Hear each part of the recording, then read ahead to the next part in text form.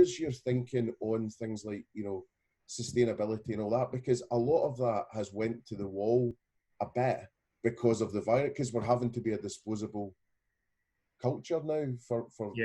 being. It's tough, isn't it? Because it has become a second priority. Maybe I don't know. I can't say rightly or wrongly, but you know, plastic gloves or all the hygiene we're doing, little bottles of hand sanitizer have come into place. I think you know, initially I guess people were saying that COVID had reduced pollution, and it had, obviously, but I wonder if it comes back with a vengeance, you know, when we get out and we can travel again and EasyJet suddenly has a full roster of flights. But I read a book before lockdown, which is called The Uninhabitable Earth by a guy called Wallace Wells, I think he's a journalist he's from New York. I think he writes the New York Times, but it's really good. And I have to say that book and the perspective of that really did change my view of the ecological crisis. I always knew it was an issue, like all of us do, but the urgency really hit home. And I guess before lockdown, we've been approaching this, and we've started thinking about how we make our business completely sustainable, in fact, maybe positively beneficial to the planet. Yeah.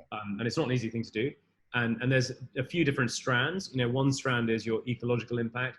Another strand is animal welfare, which I think is different. You know, sometimes we conflate the two, but it is important, and it is a different strand.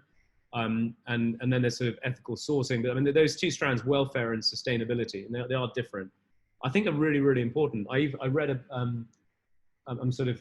I'll come back to the ecology in a minute. I read a book called *Sapiens*, which you might know, Yes. by Yuval Noah Harari, and essential reading. Everyone should read it. But there was only a brief page or two in there about chicken farming, and how horrific it was that we were exploiting a species. Now, we sell a lot of chicken, and it did strike me that, you know, for the first time I thought, okay, veganism does make sense. Eggs are terrible, milk is terrible, but I think we sort of have to take some of that on board and think about what we're doing as a species to other species and to the planet.